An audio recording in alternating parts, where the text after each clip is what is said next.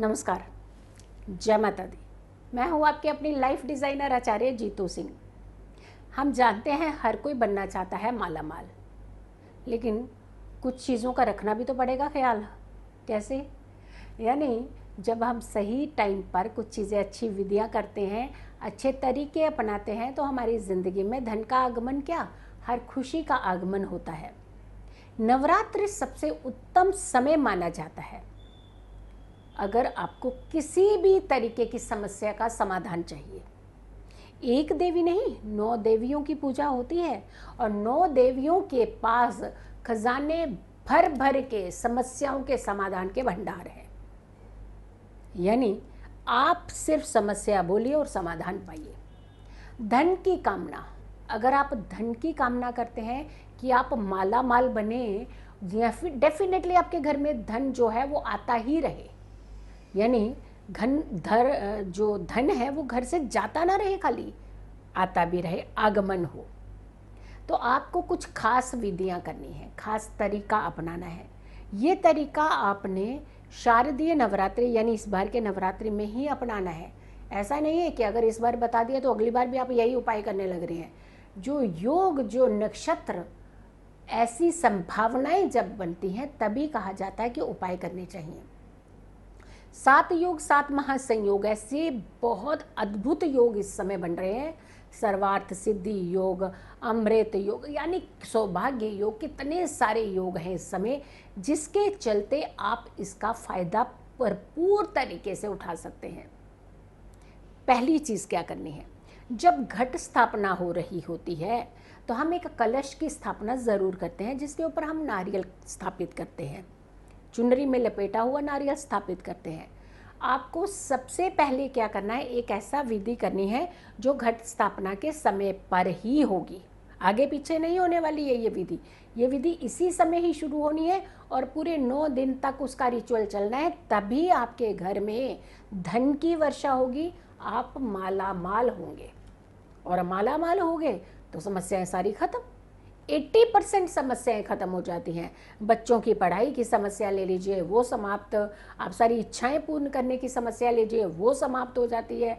आप बच्चों को अच्छे स्कूल में स्कूलिंग कराना चाहते हैं, अच्छे हॉस्टल्स में भेजना चाहते हैं, या बहुत अच्छी एजुकेशन आगे करवाना चाहते हैं, कुछ अच्छी अच्छी ट्रेनिंग्स कोर्स करवाना चाहते हैं, तो ये सारी समस्याओं के समाधान आपको इसी में मिल सकते हैं। और तो और पत्नी खुश, पति खुश, माता पिता खुश, भाई बहन खुश, सारे खुश हो जाते हैं जब धन का आगमन होता है घर के अंदर, और वो धन घर के अंदर बना रहता है। शुरुआत कीजिएगा कि जब घट स्थापना कर रही हूँ, 9 सिक्के ले लीजिएगा 1-1 रुपए के। 9 सिक्के 1-1 रुपए के और 3 सिक्के चांदी के। 9 सिक्के 1-1 रुपए के, 3 सिक्के आपने चांदी के डालने। छोटे छोटे सिक्के ले लीजिए, ज़रूरी नहीं है कितना बड़ा ही सिक्का चांदी का होना चाहिए। कई बार सामर्थ्य नहीं होता तो ऐसे में क्या उपाय नहीं होगा, बड़े सिक्के डालने से नहीं ज़्यादा उपाय होगा। आपको जो हमें चाहिए उतनी एनर्जी हमें ज़रूर मिलनी चाहिए।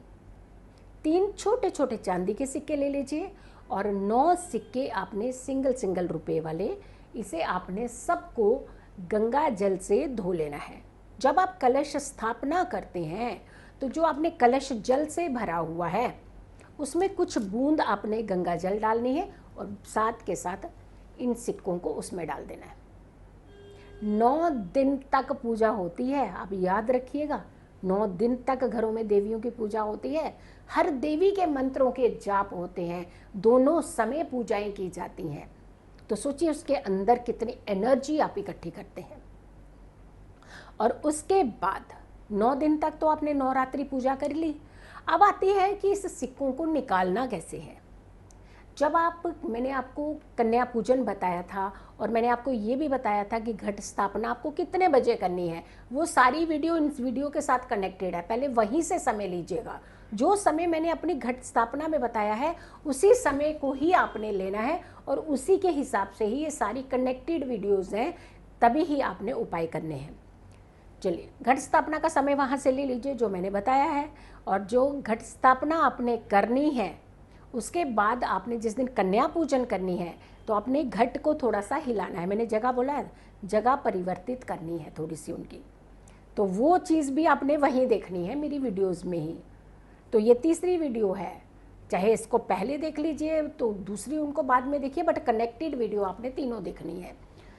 सबसे पहले आपने क्या करना है, जब आपने घट हिला लिया और आपने जो जवारे बीजे होते हैं उनकी खेतरी थोड़ी सी निकाल करके आपने प्लेट में डाल ली, और उसके बाद आप ये लोटा जो भरा होता है जल का, उसे आप उठाते हैं, पूरे घर में उसका छिड़काव करते हैं। छिड़काव करने से पहले महिला करेगी ये उपाय या फिर छोटी कन्या करेगी ये उपाय, ध्यान रखिएगा, या महिला करेगी या फिर छोटी कन्या आपके घर में। भले ही कन्या शादीशुदा हो, उससे कोई फर्क नहीं पड़ता, आपके लिए वो कन्या है। माता पिता के लिए बच्चा चाहे 35 साल का भी हो जाएगा तो वो बच्चा ही रहता है। आपने जो छोटी कन्या हो आपके घर में, आपने उससे पूरे सिक्के निकलवा लेने हैं जल में से। कलश में जो सिक्के डाले थे ना पहली दिन को, पहले नवरात्रि को, उस दिन आपने जो सिक्के डाले थे वो आपने अंतिम दिन निकालने हैं, जिस दिन आपने अष्टमी और नवमी पूजनी है, क्योंकि इस बार अष्टमी और नवमी इकट्ठी है। तो एक और योग संयोग मिल रहा है, 2 देवियों का सर्वार्थ सिद्धि योग के साथ सिद्धि दात्री की पूजा भी उसी दिन मिल रही है। तो आपने ये पूरी की पूरी 9 जो हैं सिक्के हैं आपने वो भी निकाल लेने हैं, और 3 सिक्के जो चांदी के हैं वो भी निकाल लेने हैं। सारे सिक्कों को निकाल करके आपने एक लाल कपड़े में बांध लेना है, और उसके ऊपर 3 बार आपने रोली से तिलक लगाना। पूरी पोटली बांध लीजिएगा। पोटली बांधने के बाद आपने उसके ऊपर 3 बार रोली से तिलक करना है, और इन सिक्कों को उठा करके आप अपनी तिजोरी में रख दीजिए। जो जल का छिड़काव है तब करना है, जो हमने पहले बताया था ना, जल का छिड़काव करना है। जिन्होंने माला माल नहीं होना है वो डायरेक्ट ऐसे कर सकते हैं, जिन्होंने माला माल होना है उन्होंने सिक्के निकालने के बाद ही जल का छिड़काव करना है। पूरे घर में जल का छिड़काव, कोई कोना मत छोड़िएगा। एंट्री से लेकर के जहां आपकी दहलीज पार करते हैं वहां से शुरू होकर के, अगर आपका फर्स्ट फ्लोर है तो स्टेयर्स पर भी कीजिए, आप पूरी एंट्री का आप प्रयोग कीजिएगा, क्योंकि ये इतना शुद्ध वातावरण बन जाएगा कि जहां नेगेटिव एनर्जीज की जगह ही नहीं रहती आपके घर के आसपास इर्द गिर्द। तो देखा आपने, मात्र एक छोटा सा उपाय है, बट मौका कब मिलता है, साल में एक बार, और कब मिल रहा है, शारदीय नवरात्र में, और वो भी सिर्फ इस बार। ज़रूरी नहीं है कि ऐसे संयोग हमें बार बार मिले। जब इस बार मिले हैं तो क्यों हम अपने हाथ से जाने दें उस संयोग को, उस योग को। तो आप इस उपाय को ज़रूर कीजिएगा। यकीन मानिए, धन का आगमन होता ही रहता है, ऐसे लोगों के घर से धन नहीं जाता है, ऐसे लोगों की पॉकेट हमेशा भरी रहती है।